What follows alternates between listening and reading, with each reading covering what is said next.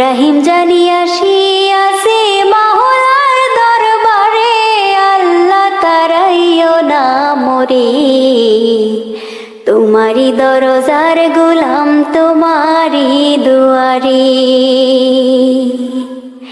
আসিবারই কথা ছিল নিয়া নেকির বোঝা, ভাগ্যদশায় আসতে হলো নিয়া পাপের বোঝা।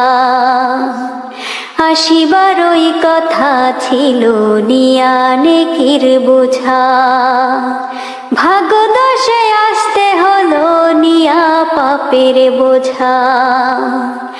আসামির ওই স্বীকারোক্তি ক্ষমা পাবার তরে, আল্লাহ তারাইও না মোরে। তোমারি দরজার গোলাম, তোমারি দুয়ারে।